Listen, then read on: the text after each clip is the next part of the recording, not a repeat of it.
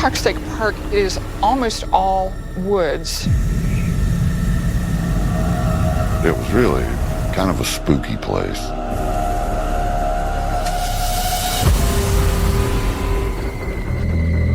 When we arrived at cabin 13, it appeared that there was a real serious struggle going on there. Somebody killed her. I just could not fathom that someone had actually killed her. To look back and see all these clues that I missed, that I just didn't see. There was a male subject in the photos that appeared to be in various stages of undress. His story didn't add up.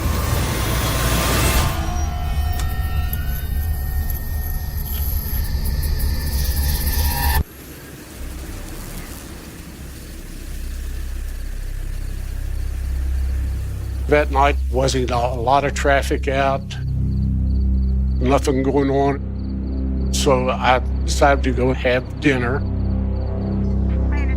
As soon as I walked in, I got the radio call. There was a individual that called in from Babcock State Park. He said several individuals had broken into his cabin and attacked him and his wife. So I was on my way.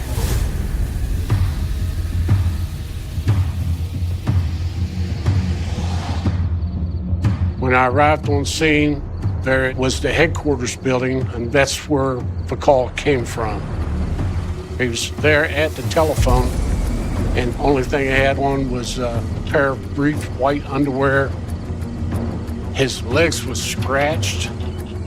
I called for help. Please don't hurt me, please. As I approached him, he was very hysterical. I need help. I said, calm down. I'm a police officer. I'm here to help you, not hurt you. Asked him if he knew who he was. He told me he was Mr. Flippo.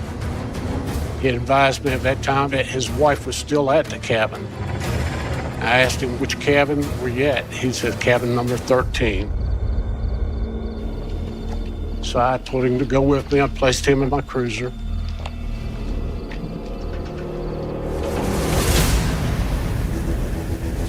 I asked him what had happened. He had told me that several people had been there. They had attacked him and his wife.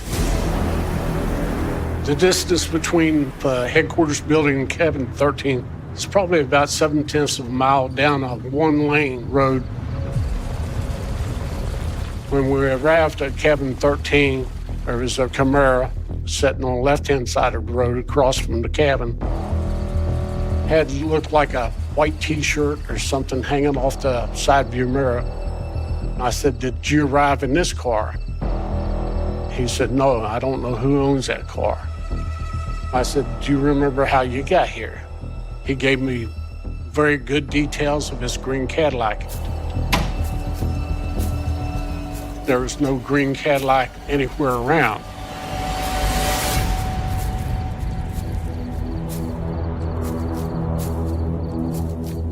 I told him to remain seated in the vehicle, and I was going to check the cabin.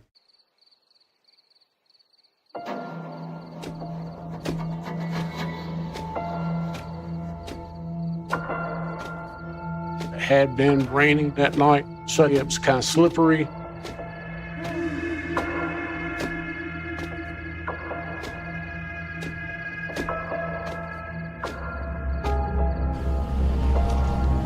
I didn't know what I was walking in on. I thought there were several people inside the cabin. I thought there was going to be a fight. Hello? I yelled in the Fayette County Sheriff's Office. Is anyone in there? There's no response.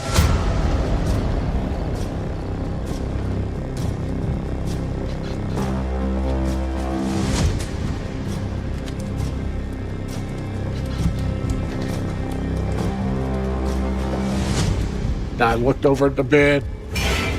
There was a large blood stain on the bed.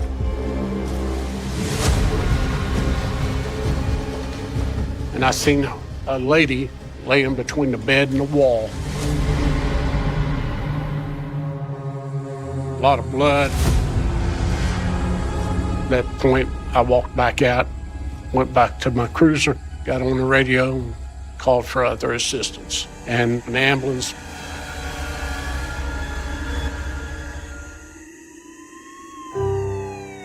I'm trying to keep Mr. Flippo calm until I can get medical attention for him. Once the ambulance got there, one attendant took care of Mr. Flippo, and me and the other ambulance attendant went over and checked his wife. Michael Flippo's wife, Cheryl Flippo, was deceased.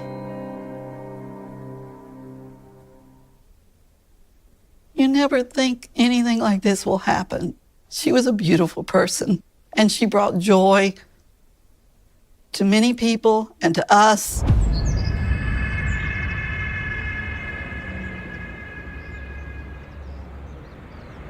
We grew up in southern West Virginia. There was 7 of us children. We lived in a little coal mining community that had like 22 houses. We went to church about every Sunday.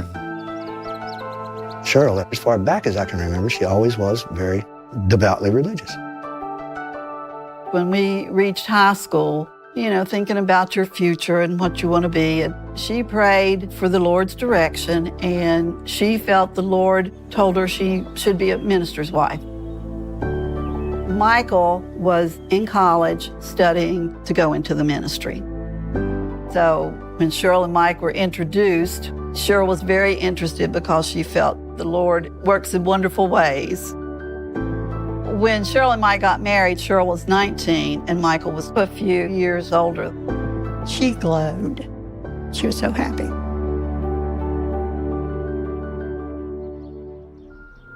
Cheryl and Mike had been living in Nitro, West Virginia, for about 15 years. The kings of the armies, they flee. Michael Flippo was a pastor at a Church of God in Nitro.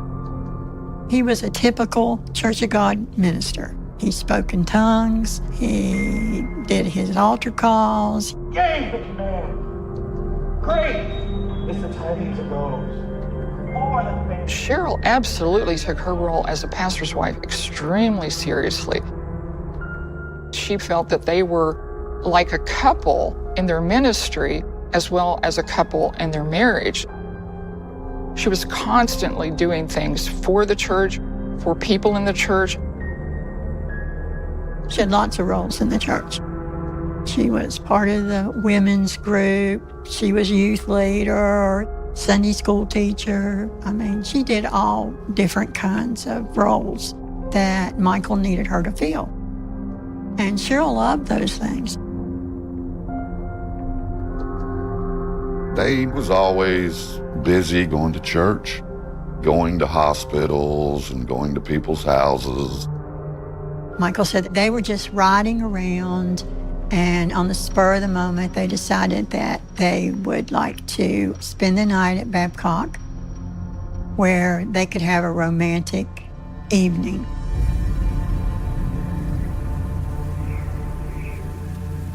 Michael Flippo rented cabin 13 in Babcock State Park. Babcock State Park is almost all woods. I think many people would go to Babcock for seclusion. They have hiking trails and cabins that are built along the creek that runs through there. It's very quiet. Normally, not a whole lot goes on at nighttime.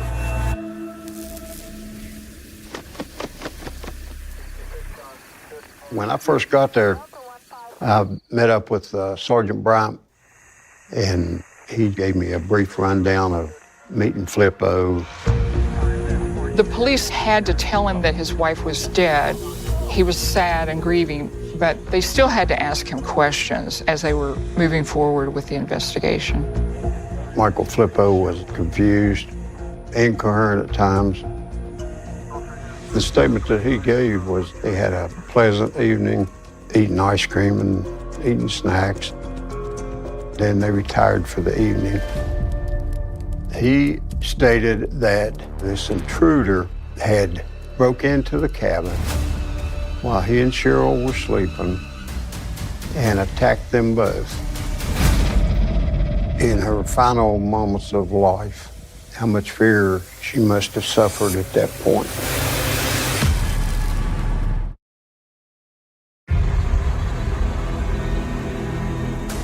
Michael Flippo told us this intruder just hit him in the middle of the night. And while he was knocked down on the floor, the intruder got on his legs to hold him down, facing him, and took a knife, cutting his legs.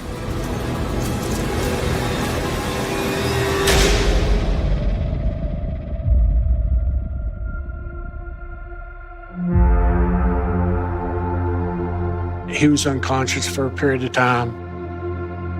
Then when he came to, he went over, he checked his wife. He says he put his head down on his wife's chest and he could hear her heartbeat. He had told me he couldn't find a cell phone.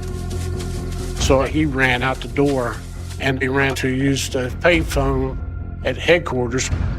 It was obvious what had happened to her. What wasn't obvious was who did it. And that is the thing that we have to find out.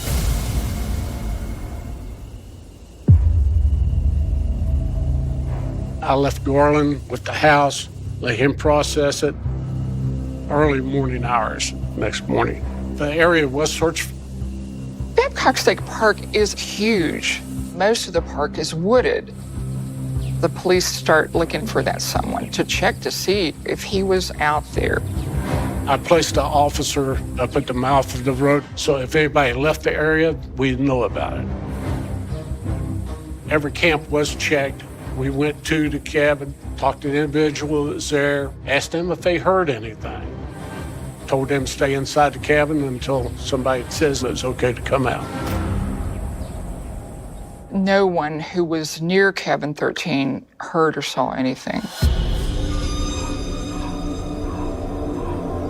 We were trying to collect evidence as quickly as possible. I obtained the license plate and had a registration check for the Camaro. Now we wanted to start processing the crime scene before we did anything. There was a table with various items on it. Cheryl's purse was there. The briefcase was there.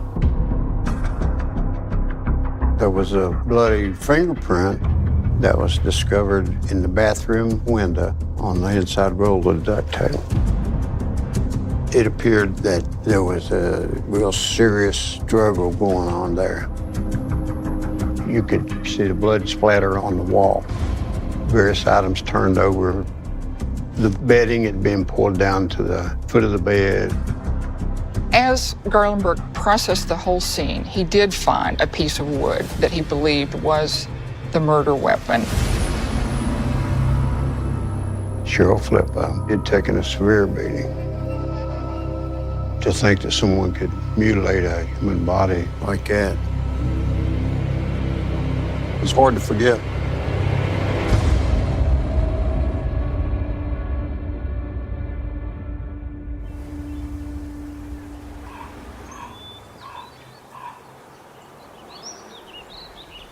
I drove up to my mom's because my kids were staying there.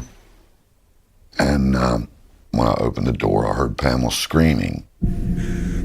Cheryl's son had called and said that Cheryl was dead, that she had been murdered. And I was like, shocked. Cheryl's dead. And Michael is in the hospital. I just remember saying, somebody killed her. Somebody killed her. Really? Somebody killed her? I just could not fathom it, that someone had actually killed her. My immediate reaction was to think that this had to be a mistake. Who would do that to Cheryl? I would have thought she would have been the last person that anyone would want to hurt, period.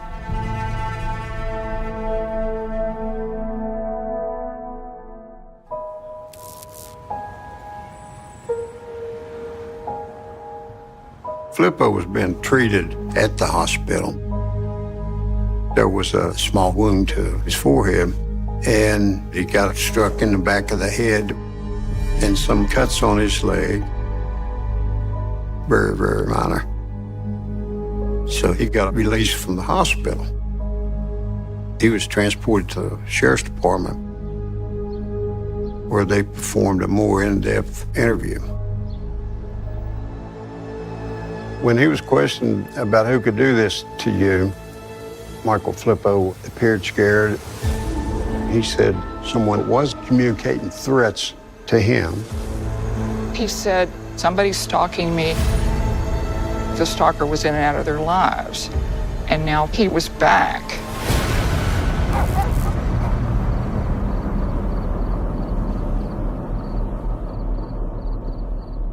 Many years before Cheryl's murder, Michael Flippo had made several reports concerning this alleged stalker. Cheryl called to tell us that they thought somebody was following Michael and had threatened him. We all knew that there was somebody doing some strange things around their house. The stalker was even entering his house and leaving notes taped in various locations. The notes were made from cutting letters out of magazines and gluing them on paper. Cheryl would come home and find a note someplace. And it would say, you know, I'm watching you, I'm after you, I'm gonna get you, stuff like that. The notes were very brief, but they indicated that someone was trying to hurt them.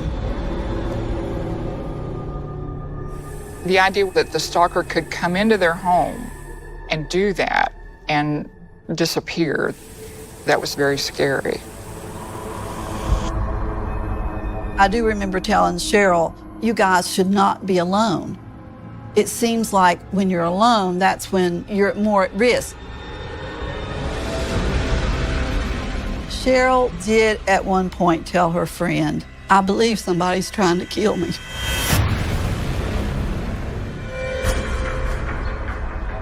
We also learned about an incident at the church in Nitro. Michael had been in the church. And right after he left, the church caught fire. The thought was the stalker was in there, and the stalker was the one that set the fire. They were very scared. Cheryl didn't feel safe. The FBI got involved, and the house was staked out. The Nitro police took this very seriously, and I know that they were at that home and the church on several occasions.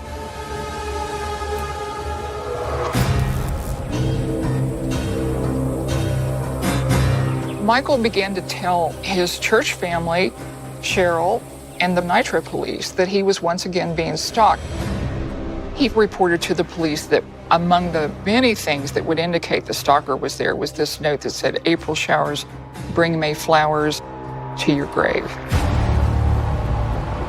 Most of the congregation had a plan to protect them. Men from the church would come in and stay with Michael and Cheryl to make sure that nothing happened. Michael said the stalker left a message on the answering machine saying, I tried to kill you 8 years ago and failed, but I won't this time. He was the one that went into that cabin to commit this heinous crime.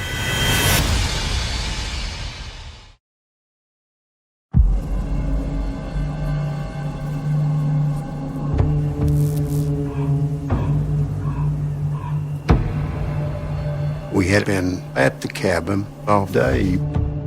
It took so long to process the crime scene.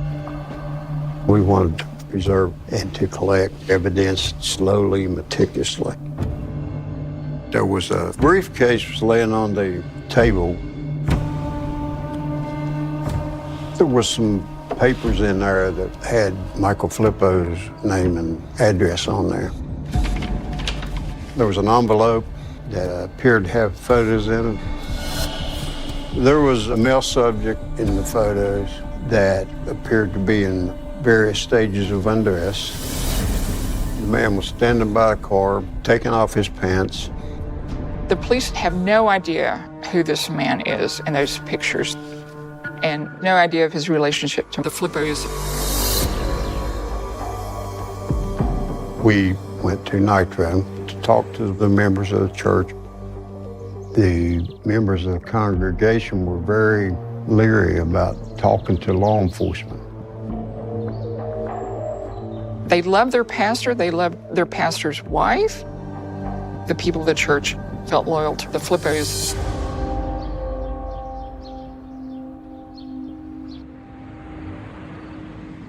We actually rented a motel to interview the ones that would cooperate, but would only come in the early morning hours of darkness so that they could keep from being seen.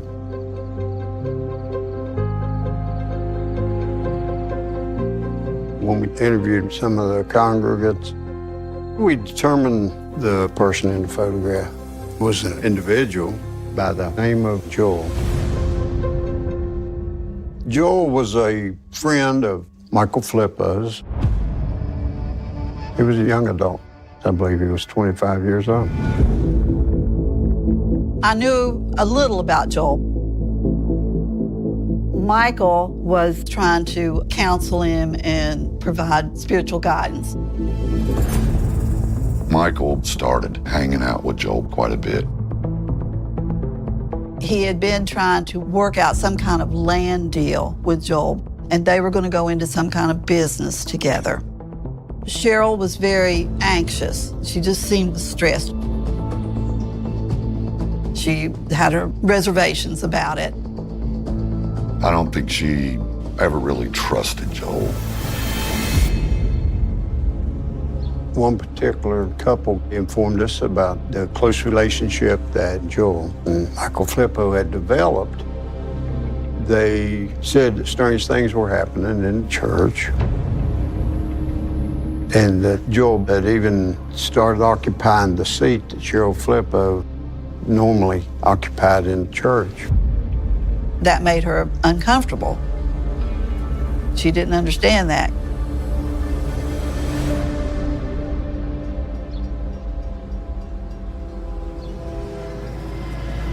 Michael was gone a lot, and she seemed extra nervous about why he was gone. We learned through the investigation that Michael Flippo and Joel had went to a ski resort. They were together for the weekend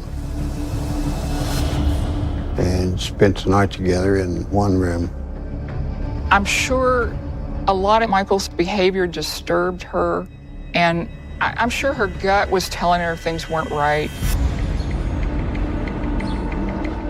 When the stalker thing got really bad, she also told me that Joel was staying in their house. I said, Cheryl, why would Joel be staying in your house? I know you have some concerns about him.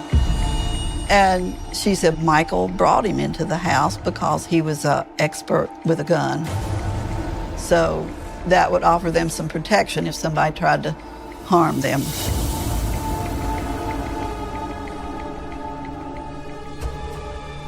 They found Michael Flippo's diaries on the computer at Flippo's church. Several years earlier, a member of the congregation had installed the computer at the church. And Flippo asked him to include a journal program so the congregant knew the diary existed, and he went to find it. Flippo talks about men and his frustrations about his sexuality. In his diary, he says, I love Joel. He also says, I'm not a homosexual, but I feel like I would like to have a man put his arms around me. And for us, that was pretty shocking. We were like, what? Just mind-boggling. What? We thought we knew Michael. The member of the church was pretty disturbed when he read it, and he gave it to the investigators. It kind of seems like he was living the double life.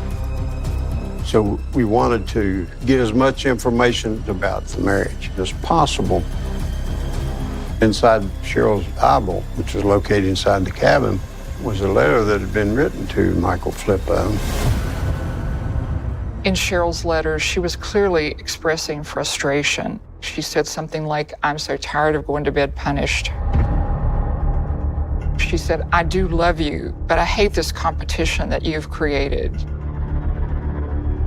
And one of the things he said in the letters, too, is, "Why can't I have a friend?" His idea that he would have to have this friendship in secret didn't sit well with him at all. It's clear from her letters, she wanted him to put her above Joel, but she didn't feel like that's what Michael was doing. And then the results of the registration check made on the license plate for the Camaro came back registered to Joel.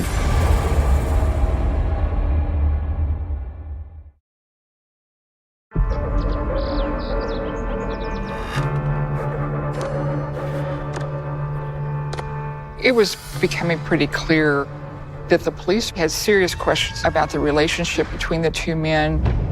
So they called Joel to come and speak to them.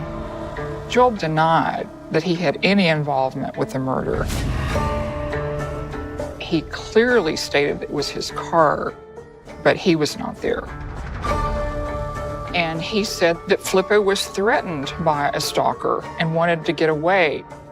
So he volunteered to give his red Camaro to the couple. Joel did say to the police that on April 27th, just a few days before the murder, he and Flippo visited Babcock State Park and just drove around. He's the one that told Flippo, "Get cabin 13." He had been to that park many times since he was a kid. He liked the park very much. Joel had always wanted to be baptized at this park. So they found a spot where they could pull over and do this baptism. Joel explained that those photos record the time after the baptism, changing from wet clothes into dry clothes, and that Flippo took the pictures to capture a happy moment. Joel said he and Michael Flippo were absolutely just friends. And when he was asked about the marriage, he thought that Flippo and his wife had a good marriage. The police were trying to figure out, was it Joel? Is he telling the truth? When he was questioned again, Flippo said that he had borrowed Joel's car to be in somewhat of a disguise so that the stalker couldn't follow them. Every time that police asked Michael Flippo who the murderer would have been, he continued to say it was the stalker. He could never describe the stalker. He can't give a physical description. We were beginning to be suspicious of what had happened. So we wanted to see the cabin. It was really kind of a spooky place. Just eerie and so isolated. I felt Cheryl. I felt Cheryl's presence. I remember sitting down at a table that was there, and I could feel her just wash over me. Just was one of the worst feelings you could ever get. Walking in there and knowing that that's the last thing that she ever saw was the inside of that cabin. It was brutal.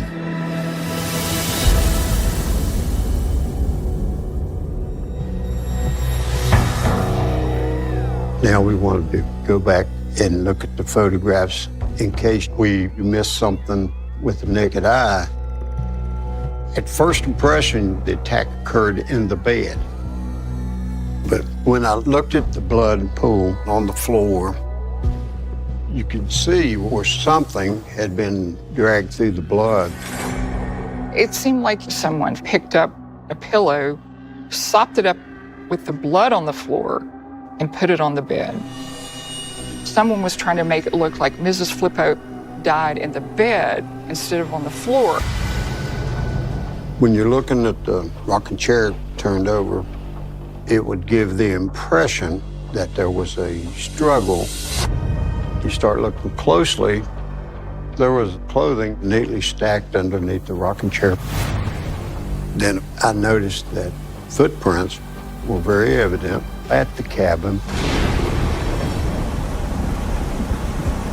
It was extremely rainy that night. If you got off the walkway at all, you got mud on your feet. You could see Charlie Bryant's footprints and the footprints of the medic that was going in. So you're looking then and you're thinking, where is this third person?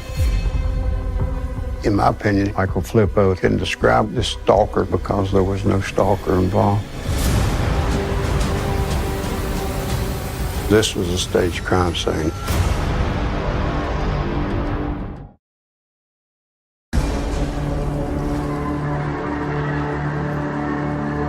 It started becoming evident at that point that Michael Flippo was no longer a victim, but he was a suspect. When Officer Burke looked back at the church fire several years earlier, he learned the fire chief suspected it was arson from the beginning. I think he learned that you can get money from insurance. They kept saying they needed a new church. They needed a new church. And that old church burnt down and they got a brand new church. I mean, it's too coincidental. Burn, burn, burn, burn, burn.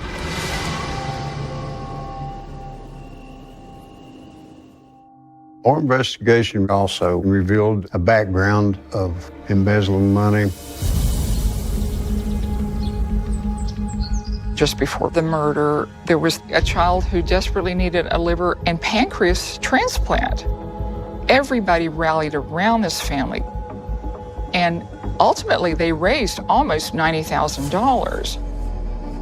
Flippo opened an account for the child with only his name on it, and he was dipping into that account.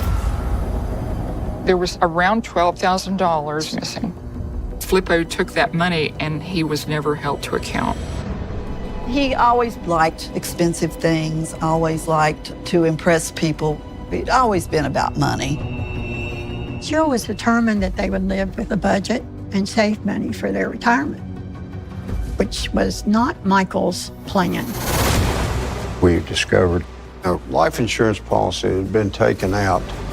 He had made this life insurance policy, making himself the sole beneficiary. And if Cheryl would die, he would get $100,000. The insurance policy was taken out in the name of Cheryl Flippo on March 1st. And it went into effect April 1st. The pieces of the puzzle started coming together. His story didn't add up.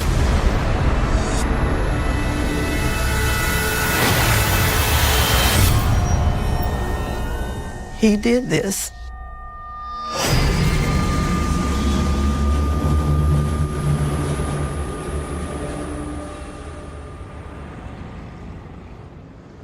We actually got a search warrant to have his body examined.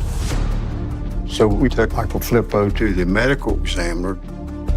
He checked the wounds and the way the striations were on his leg. They were self-inflicted in this case. The curve of the wound is one of the things you look at. And from observing the wounds on his leg, we could determine the wounds were self-inflicted. And then the results from the bloody thumbprint on the duct tape came back matched to Michael Flippo. By that point, investigators believed they had a complete picture of what led to her murder. On April 27th, after Joel and Michael visited Babcock State Park, Flippo reserved cabin 13. He brought her to cabin 13 because it was a secluded area. You could do about anything, and nobody had known about it.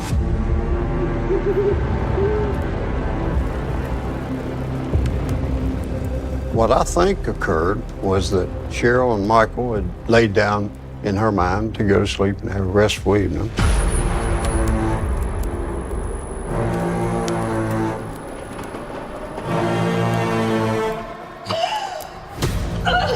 And Michael started striking her with the piece of firewood.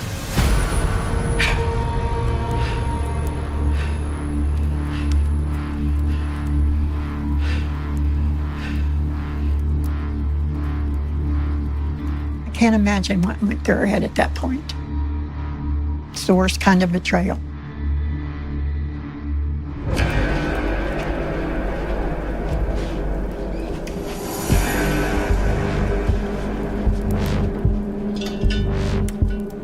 The scene was made to look like the stalker came in and had a big struggle with Michael Flippo and harmed him.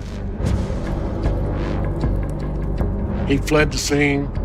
He made his cover story that removed him from any guilt.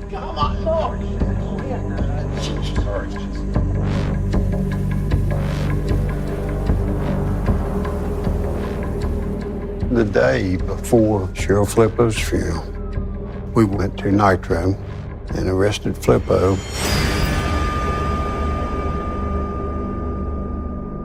That was a very satisfying moment to me. Michael Flippo was charged with the first-degree murder of his wife.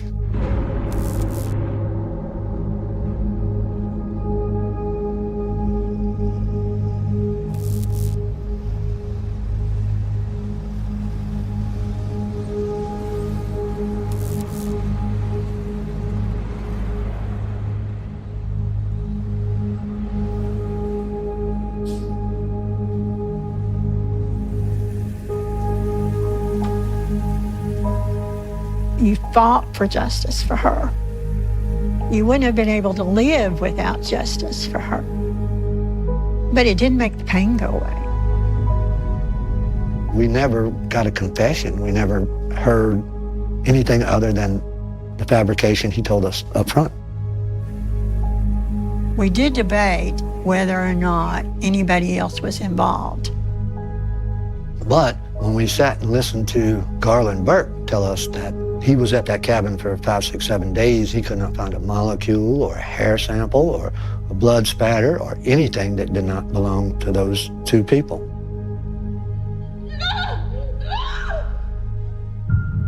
The only piece of evidence that even connected Joel was the use of his car that Michael Flippo had driven to Babcock.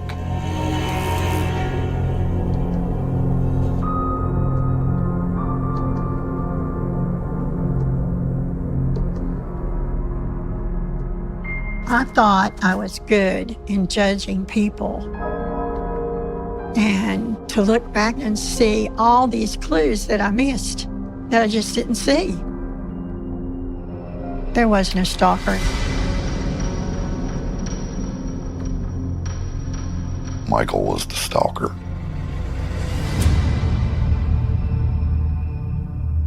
Every time Michael would get into trouble, he would say the stalker was after him.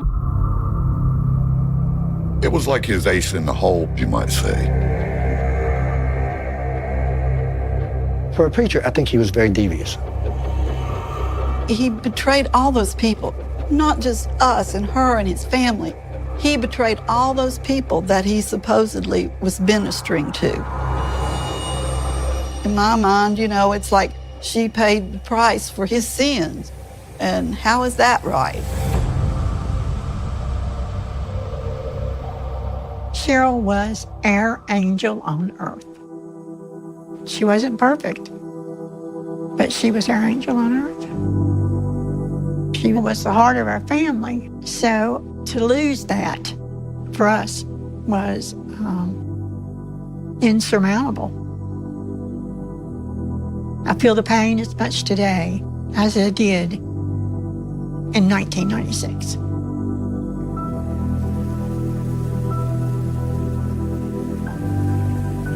We had to move on. We did our own things.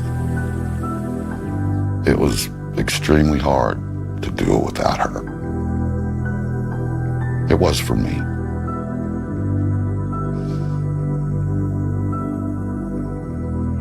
Life goes on for us.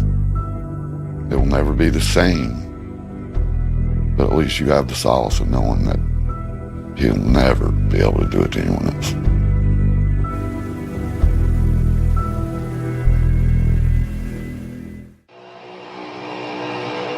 We had a cabin on Stump Island. I'm not saying that evil things were happening, but it was a creepy space. There were rumors galore. They were concerned that you have a serial killer in your community. That cabin holds an awful lot of secrets.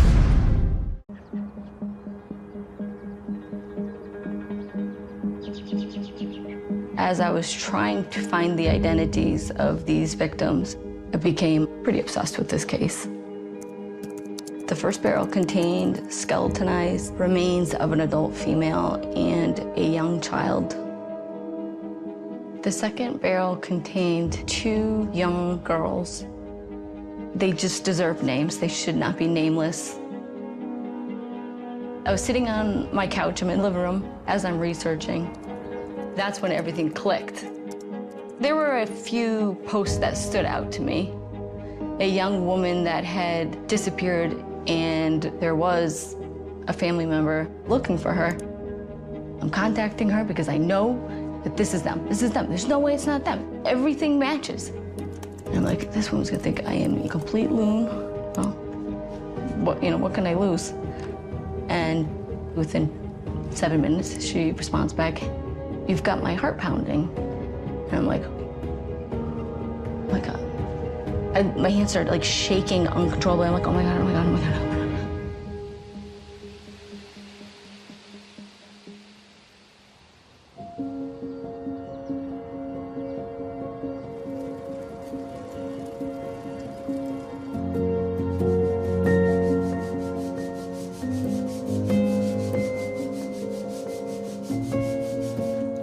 My name is Rebecca Heath, and I am a research librarian during the day.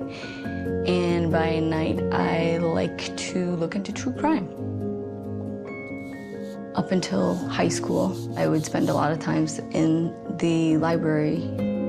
I think my personality as it is, I'm just inquisitive and just love to dig into things. I love to find pieces of furniture that someone might think was trash and make it look fancy and new again, make somebody want it again.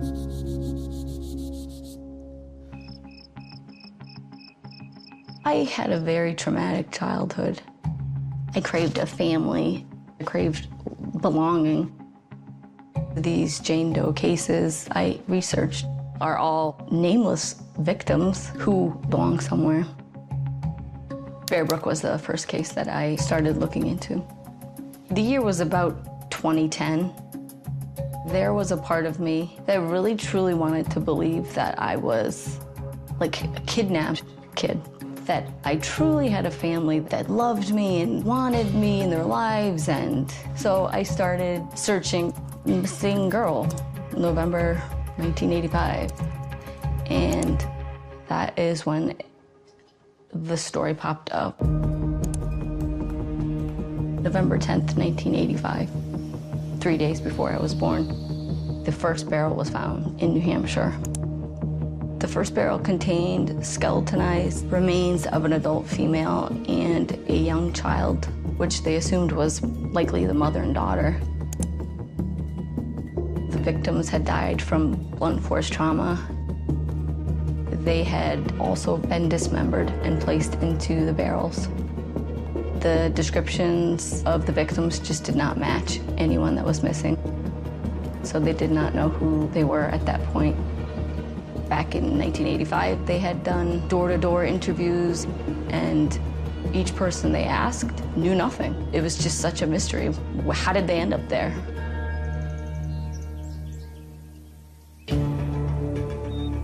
"15 years later, the second barrel was found on the same property. The second barrel contained 2 young girls. They were also skeletonized and wrapped in plastic. Now we have 4 victims. They exhumed the 2 victims from the first barrel found back in 1985 and compare the DNA to the second barrel's victims. They found out there was a maternal match between the victims in the first barrel, the adult female and the oldest child, and in the second barrel, the youngest girl, assuming that they were a mother and 2 daughters. The third little girl, who was in the second barrel, had no relation whatsoever to them. They still remained unidentified.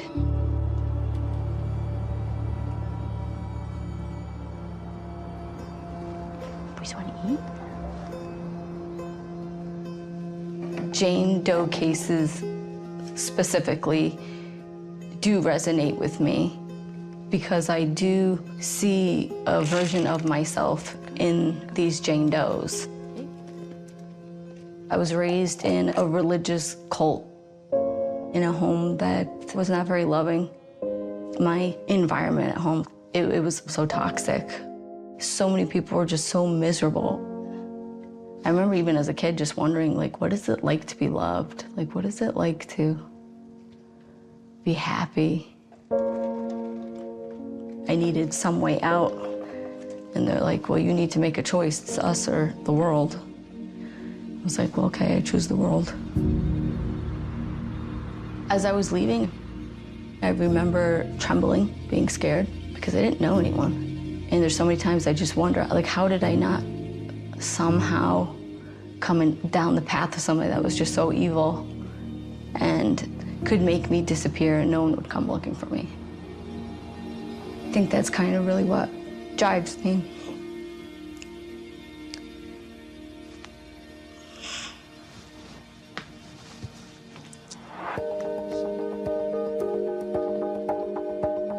I became pretty obsessed with this case. It was hard for me to let it go. I started making it my mission to try and find a little clue that could help tie this case together and give these victims back their names. If I am in an obsessive mood, there's something that just won't let me stop. I could easily spend at least 6 hours outside of work a day, and then weekends, as soon as I wake up till I go to bed, I could just constantly I just gotta keep going. It's like one step closer, one step closer. I generally search the Doe Network, and I also like to use NamUs, which is a website that compiles unidentified individuals, and I just try and put myself in the perspective of a family member and see if I can find any people that are looking for their loved ones. If I was looking to find a loved one in approximately late 70s, 80s, where would I go? So I started going into newspaper archives through classified ads. People a lot of times would post looking for family members there. I also thought about what if they started looking for them right when the internet started? Where would they start looking? So Ancestry has a message board where you could look for missing loved ones. I would use keywords to search sister, daughter, and I start compiling potential matches. And if I found out that they are alive, then they'd be ruled out. So on Facebook, there was a group that followed the case.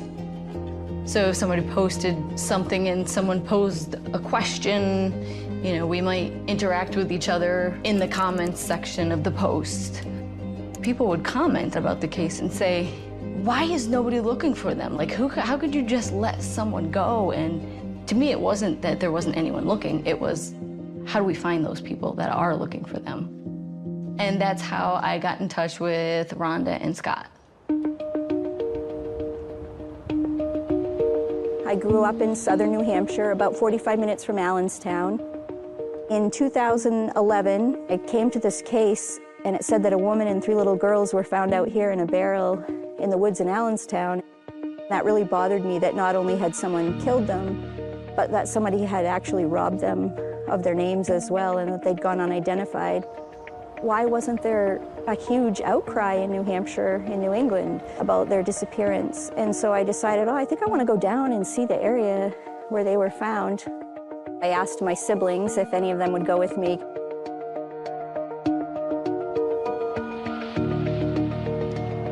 Early on in the case, that was kind of hard for me to understand, how can what we thought was a mother and her 3 kids go missing and no one seems to be looking for the suspect. I wanted to lay eyes on the property where they were found just to kind of get some own answers for myself. It felt like a puzzle, and you've got all of these pieces. Just put them together. Like, how, I don't know, it just seemed like such a solvable case. I feel like they are me. They just deserve names. They should not be nameless. They need someone to fight for them, and I'm willing to do that.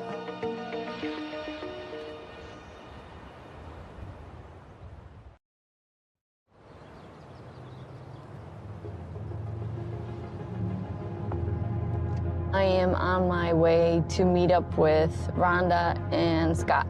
It's been about 3 years since we last got together. I think one main purpose was that in these Facebook groups, we truly cared about the victims, and if we could all come together and find some answers, that's really what mattered the most. Interesting meeting Rebecca. She really does know herself. She's know the case, and she's a great researcher. Both Rhonda and I grew up 10 miles outside of Manchester, New Hampshire. Yeah. But we moved out of the area 2 years ago, so I probably haven't been back for 2 years. I think it was last fall was the last time I went up to the park and to the property, follow up on loose ends. It's like a never-ending project for Scott and I. I had been doing a lot of adoption searches for people. I like research. I'm kind of a history buff. In 2011, my kids grew up and left home, and I think it was a little bit of an empty nest moment where I just wanted to find something to research that was a little bit different than I'd been doing for years. And I came to this case, and there were 4 victims put in barrels out here in the woods. I couldn't believe that could be true. It was an extensive amount of work that Scott and Rhonda put into trying to identify who the perpetrator was and how he was connected to the case.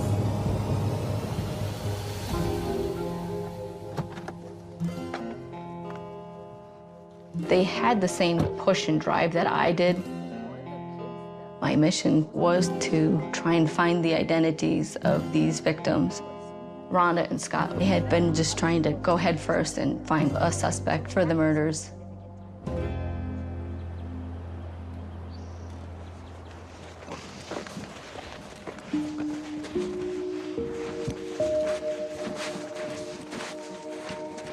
Right in this area here is where the first barrel was found in 1985.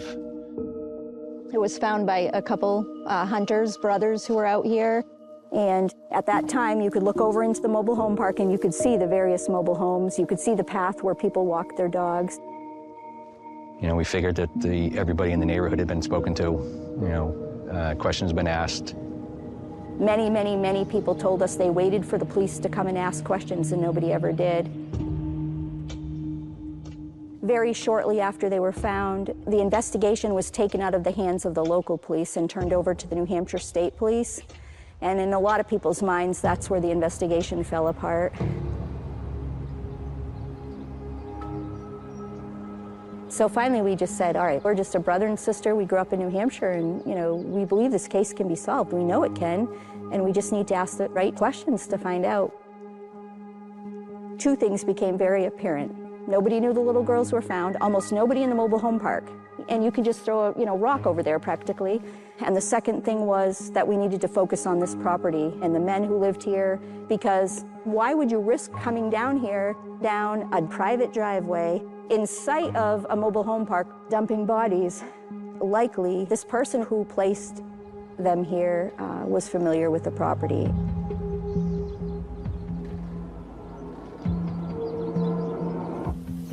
We heard all kinds of stories, like there was a family with kids, they moved away. We'd be like, who are they? And they didn't even know. So then we began thinking, well, maybe they could have lived here. One theory being that whoever did this was what they call a family annihilator. You know, an individual who just exploded one day, killed his family, took off for parts unknown. Maybe a family in the mobile home park befriended the girls if they had stayed on the property.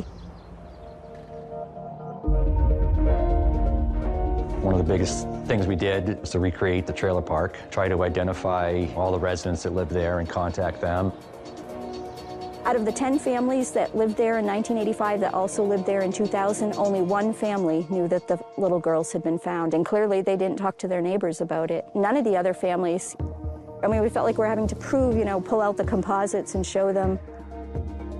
I know at some point people began wondering if there was a serial killer that was loose. To go after the suspect every weekend, every evening, we're traveling all over New England talking to people. It was all consuming. I always kept coming back to one thing. They're somebody. They belong to somebody, and somebody is missing them. They had families, and we'd like to see justice served for them. I mean, it took quite a while just going door to door. We come back over and over again sometimes, or people just refused to speak to us, so we just said, we realize us showing up at your door on Saturday morning is awkward, but so are dead little girls. And we just wouldn't take no for an answer.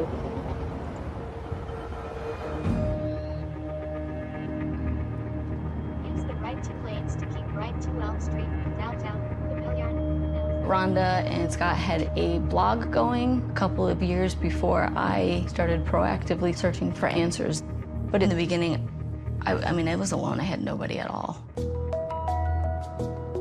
My research process is just kind of like scattered all over the place. I'm dyslexic, and for the longest time, I couldn't do normal things that everyone else could the same way everyone else could, and I couldn't learn the same way, and it used to frustrate me so much. But it really, truly taught me to think outside the box. There was one specific post that was posted on Ancestry, and it was from 1999. It was family members looking for Sarah McWaters, a child born in 1977 in California. She was missing with her mother, Marlise. Sarah had a half-sister, Marie Vaughn, who was also missing. So as I'm looking into it, the dates are all lining up. The equation already is lining up of the victims found in the barrels. There's 2 girls and there's an adult female. But the more I looked into that case, I really couldn't find enough information to confirm or to rule it out. All I can think of is like, how do I find who you are? Where else can I look? What angle am I not looking at? There's got to be someone out there that's looking. It just absolutely has to be.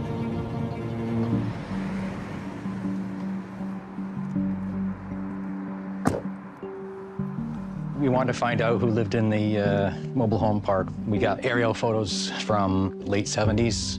And we just started piecing together who lived where. Then I made a Facebook page and a blog. I had come across the blog before. I know I would reference the list of names of people that lived there. And during this time, we were having some conversations with a property owner. I think Rhonda asked him, well, do you have any idea who could have done this? And he says, well, I have somebody that I wondered about, but I don't want to say anything bad about him. And that sent us down. 3 years after having many conversations with him where he said he didn't know anything. He's the guy that would know everything. Yep. Rhonda was on the phone with him, and she was asking about a particular group of people, and he got frustrated and said, no, you're barking up the wrong tree. The person you want to look at is Bobby. Bobby Evans. And we said, why? And he said, well, he was a strange guy and he dumped trash on my property. And that's when you pretty much moved into the Manchester Library. So we looked up everything we could find, about a Bob Evans. We heard he was an electrician. Then we began to ask people, do you recall an electrician being in the area named Bob Evans? What was your interest, what was your interaction with him? And we did find people who knew him. This clearing area over here is where the Bear Brook store was. Bob Evans was an electrician, so he helped work on the store in the cooling and refrigeration part of it. One family's recollection is that he was living with a family here on the property in a pop-up camper, and it was around Christmas time, and the family felt bad that there were kids here, and they sent over some of their adult children with food for the family. What we don't know is whether these little girls were the victims. They're sure it was Evans because they knew him. They worked with him at the Wambeck Mill. So we know that he was on this property for some time anyway. We just tried to collect stories in case there was any clue, but we could never find him, So after 6 months of looking into it ourselves, we turned it over to the New Hampshire State Police. They probably just thought, oh, it's another name that Ron and Scott are giving us. That name didn't mean anything to anyone. It kind of went cold for us, but that name was always in the back of our head.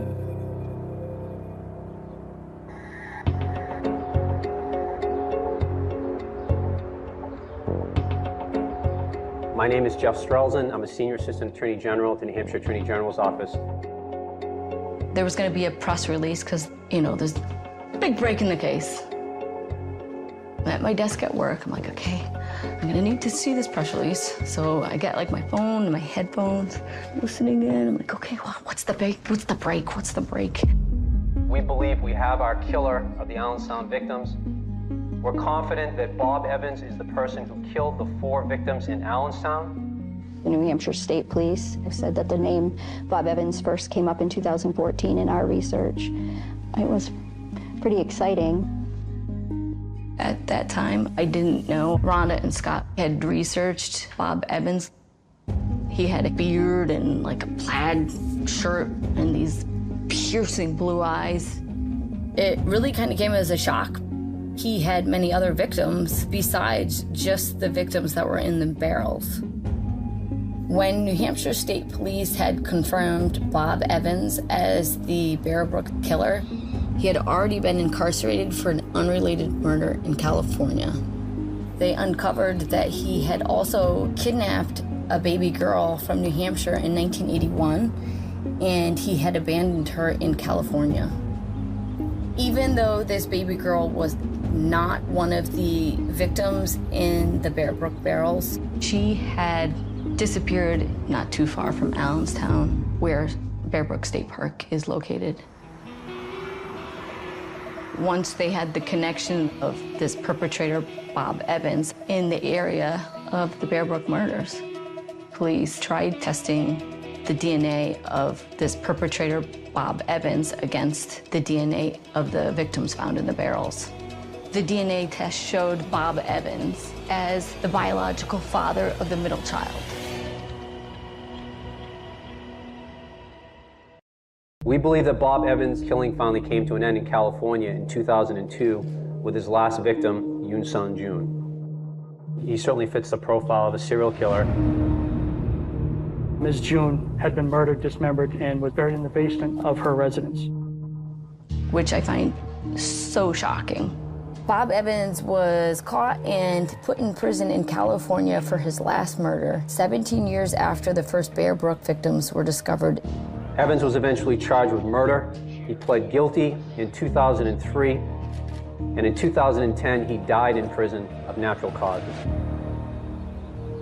By the time New Hampshire State Police determined that Evans was the Bear Brook killer, he had been deceased for 6 years. DNA saved from his autopsy confirmed he was father of one of the victims. What stuck with me the most from the press release was that the victim, the little girl that no one seemed to be related to, was Bob Evans' daughter. For some reason, I envisioned her with little pigtails and holding her dad's hand and walking through the woods. And she was 3 years old. She was such a tiny little innocent baby. What the hell? She had no idea that when she was in a car ride with him driving up here, that was going to be the last location she ever visited.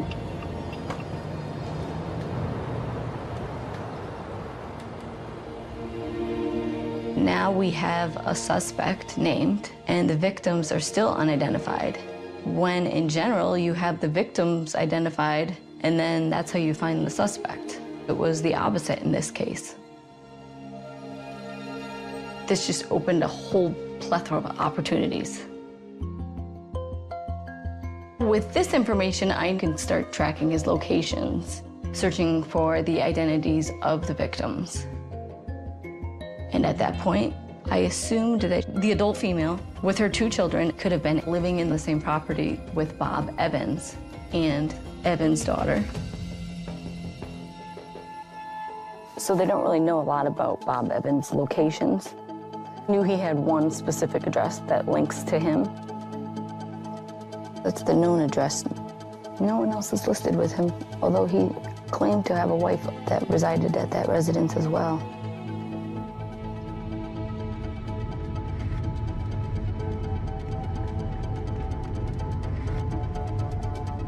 $925 right in the back. The girls would have lived there too. The neighbors that used to live there within those years did not recognize his photo at all.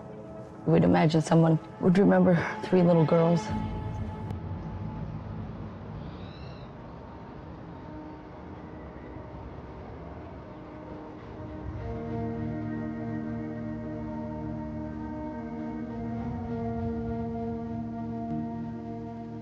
Rhonda, Scott, and I came here to visit Bob Evans' office.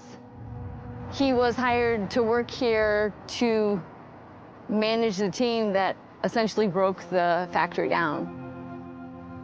They would fill oil drums or barrels and dump them. And one of the places that they would dump them was at Bear Brook State Park, where the barrels were found. Logically, they were here at some point in this town.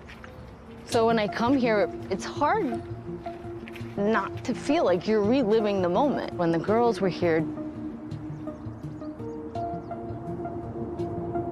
Unfortunately, even contacting neighbors in the surrounding areas, employees that worked at Wambach when he worked there, nobody seems to know anything about his life.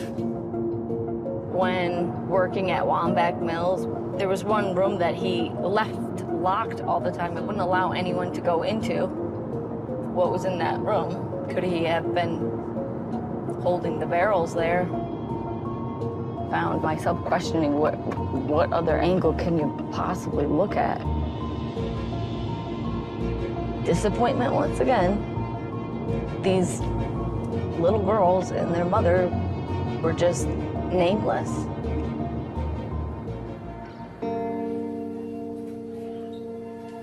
I have not seen my family in a number of years. Once you leave one of these religious communities, like I was raised in, you're just ostracized. Each person told me, if I leave, you're gonna die, you're going to hell, you're never gonna make it.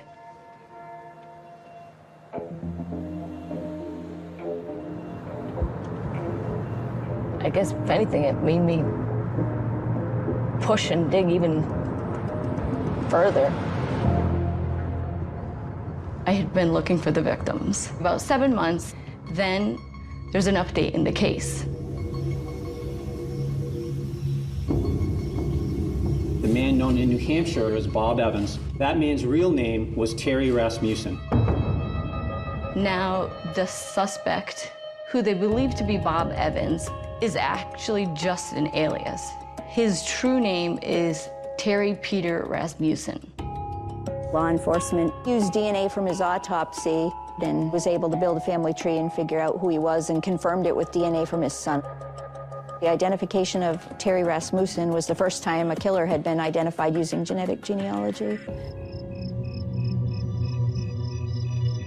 So now with this information, I know his true identity. There's so many things attached to your actual birth name within public records. Terry Rasmussen. That's not a common name, so you don't get as many hits as you do when you're searching for Bob Evans, because let me tell you, that's an endless search. So at least it was narrowed down quite a bit more. Terry Rasmussen actually was previously married, and he had 4 living children, which really poses the question, was he leading 2 lives? He's got this biological daughter that we've assumed he killed and placed in a barrel. I started searching anything relating to Rasmussen that might lead to the identity of the victims.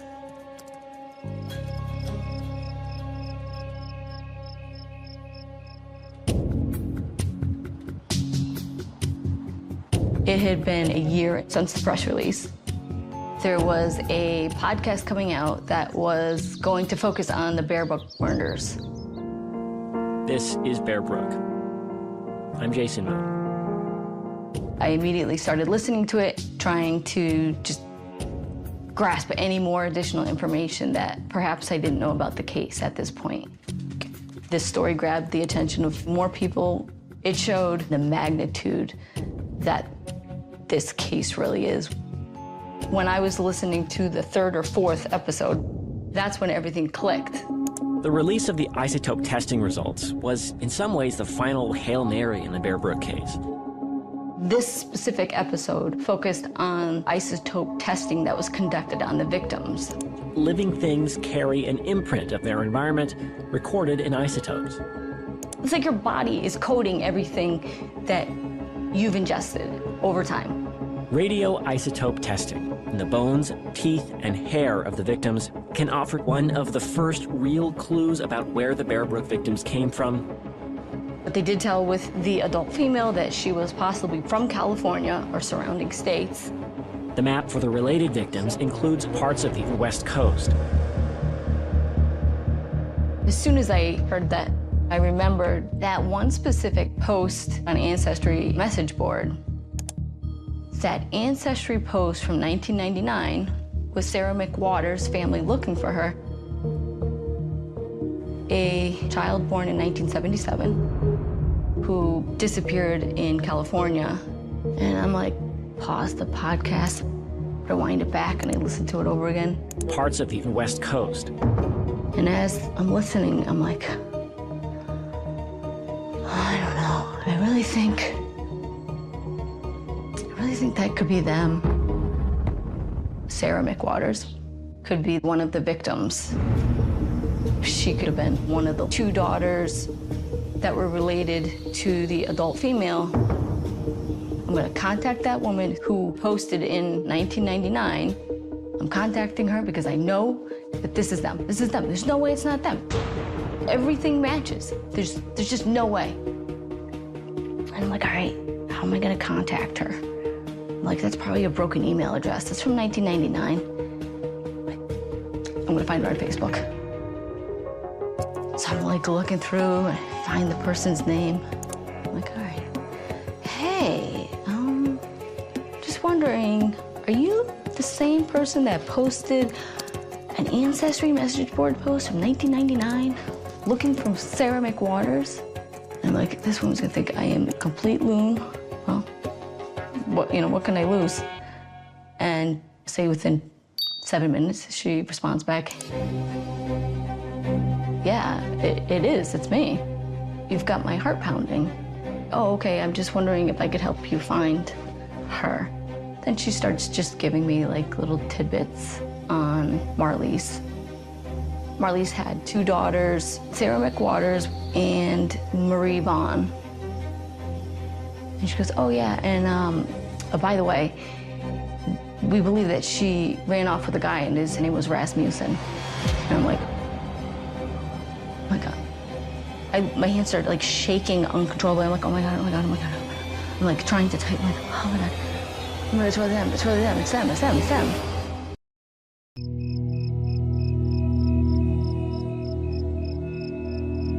It was so shocking.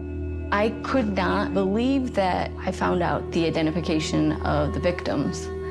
And now I'm trying to process, like, oh oh my God, they're gonna be identified. They're gonna be identified, it's them.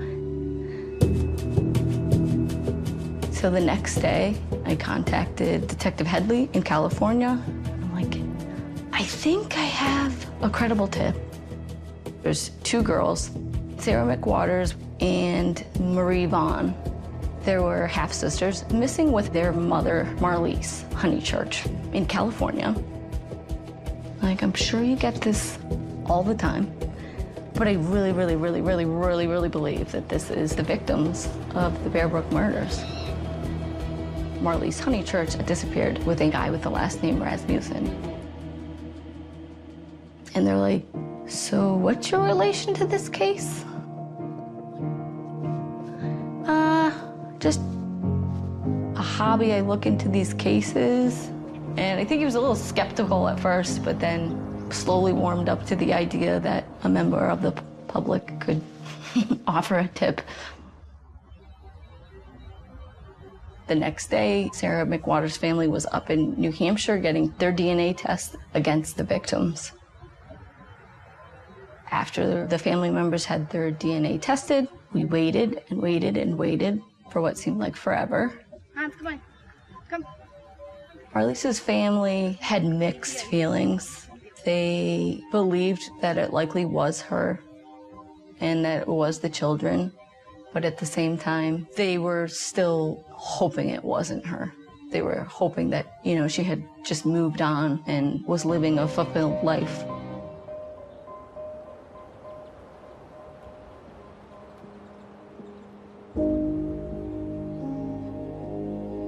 When I heard that she found the family, of course Scott and I were dying to know, you know, what she had learned, but I didn't want to just be obnoxious, and I knew that maybe she wouldn't want to say anything publicly until she found out more, so it was just kind of a waiting game on our end too. 7 months later, there was a press release identifying 3 of the victims. After a lot of hard work by many people, we've identified 3 of the Allenstown murder victims. The mother has been identified as Marlise Elizabeth Honeychurch. This is Marlise's oldest daughter, Marie Elizabeth Vaughn. This is Sarah Lynn McWaters, the youngest murder victim.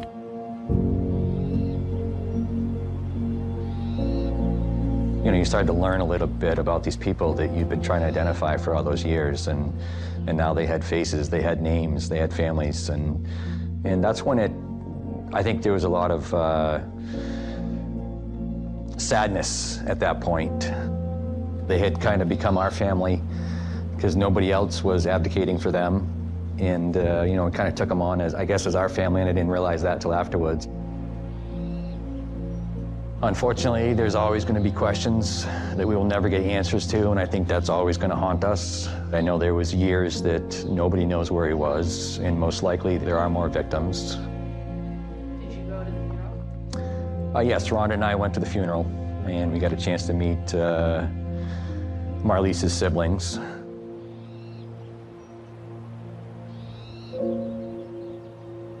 We as a family would like to thank the community. Although this moment is bittersweet, they have their names back on this day. They can rest in peace.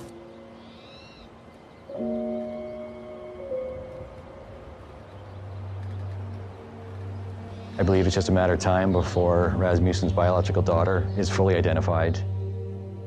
There is also a picture of a birthday party that Rasmussen's daughter may have attended.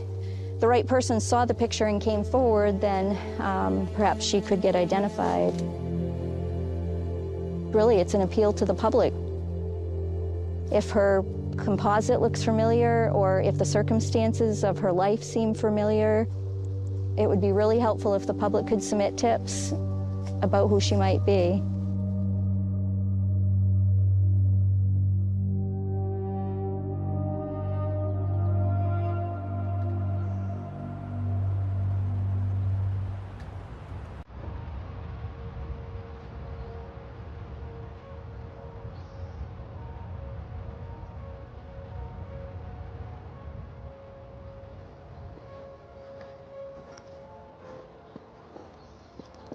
The case kind of solidifies for me that I truly made right decisions when I left the community I was raised in, because I felt that I was meant to do more in life. And as I was trying to find the identities of these victims and these girls, I truly found my own identity. And that was something that was just so unexpected.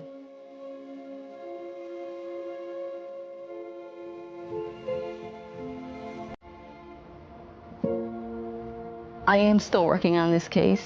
The last middle child is still unidentified, and I cannot let her go.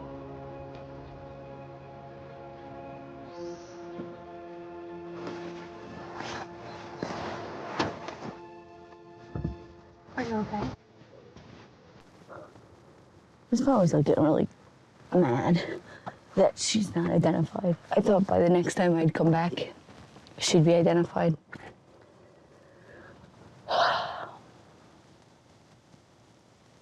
This doesn't feel fair to her.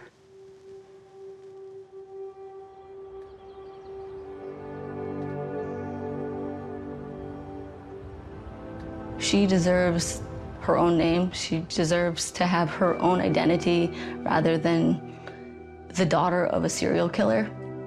And I will continue that search until they find out who she is.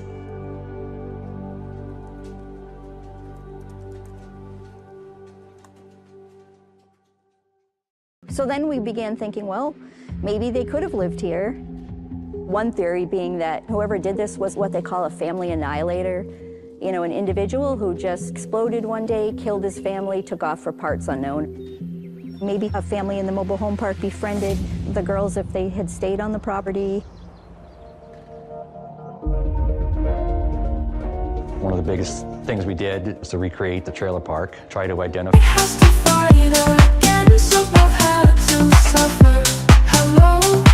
Now I know what to do when nostalgia always overflows. I wanna scream and let the whole world know that I'm in love. A love that goes against the road and against the sun. A love that is more bitter than happy. And sometimes I wanna give it all up, but I can't do it, bro. When love has grown, breaking up is a painful thing. Do you know when night falls? I feel so lonely and empty. I listen to each of my own breaths. I heard every writhing pain, torn apart in painful nostalgia. What love is filling me.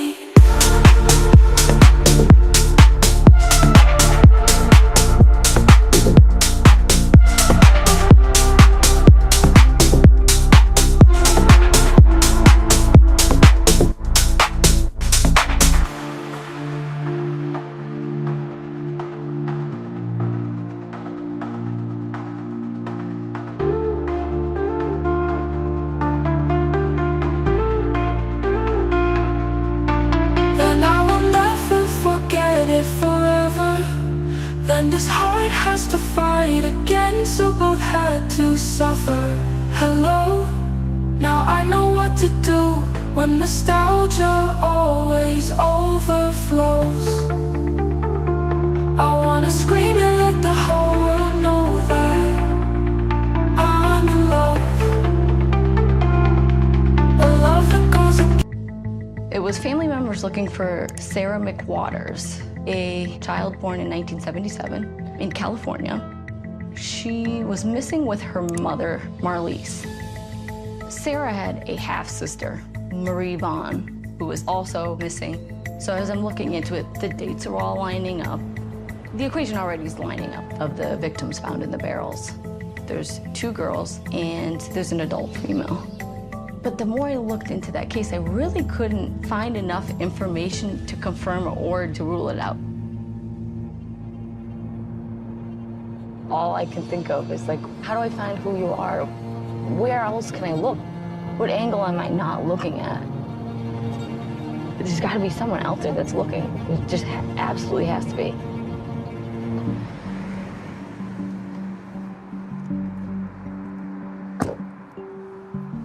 We wanted to find out who lived in the mobile home park. We got aerial photos from late 70s. And we just started piecing together who lived where. Then I made a Facebook page and a blog. I had come across the blog before. I know I would reference the list of names of people that lived there. And during this time, we were having some conversations with a property owner. I think Rhonda asked him, well, do you have any idea who could have done this? And he says, well, I have somebody that I wondered about, but I don't want to say anything bad about him. And that sent us down. 3 years after having many conversations with him where he said he didn't know anything. He's the guy that would know everything. Yep.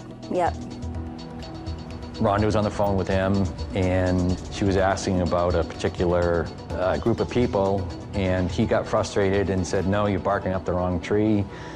The person you want to look at is Bobby Evans. And we said, why? And he said, well, he was a strange guy, and he dumped trash on my property. And that's when you pretty much moved into the Manchester Library.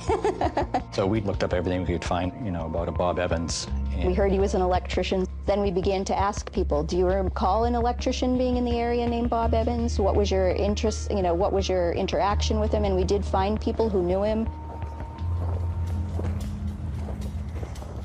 This clearing area over here is where the Bear Brook store was. Bob Evans was an electrician, so he helped work on the store in the cooling and refrigeration part of it. One family's recollection is that he was living with a family here on the property in a pop-up camper, and it was around Christmas time, and the family felt bad that there were kids here, and they sent over some of their adult children with food for the family. What we don't know is whether these little girls were the victims. They're sure it was Evans because they knew him. They worked with him at the Wambeck Mill. So we know that he was on this property for some time anyway. We just tried to collect stories in case there was any clue, but we could never find him, So after 6 months of looking into it ourselves, we turned it over to the New Hampshire State Police. They probably just thought, oh, it's another name that Ron and Scott are giving us. That name didn't mean anything to anyone. It kind of went cold for us, but that name was always in the back of our head.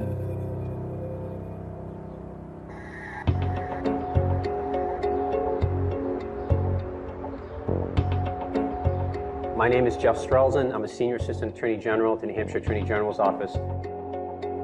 There was going to be a press release because, there's a big break in the case. I'm at my desk at work. I'm like, okay, I'm going to need to see this press release. So I get my phone and my headphones, listening in. I'm like, okay, well, what's the break? What's the break? What's the break? We believe we have our killer of the Allenstown victims. We're confident that Bob Evans is the person who killed the 4 victims in Allenstown. The New Hampshire State Police said that the name Bob Evans first came up in 2014 in our research. It was pretty exciting. At that time, I didn't know Rhonda and Scott had researched Bob Evans. He had a beard and a plaid shirt and these piercing blue eyes. It really kind of came as a shock. He had many other victims besides just the victims that were in the barrels.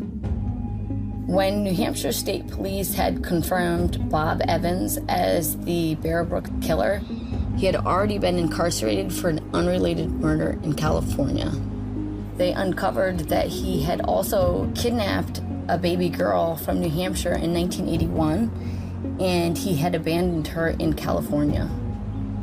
Even though this baby girl was not one of the victims in the Bear Brook barrels, she had disappeared not too far from Allenstown, where Bear Brook State Park is located. Once they had the connection of this perpetrator, Bob Evans, in the area of the Bear Brook murders, police tried testing the DNA of this perpetrator, Bob Evans, against the DNA of the victims found in the barrels. The DNA test showed Bob Evans as the biological father of the middle child.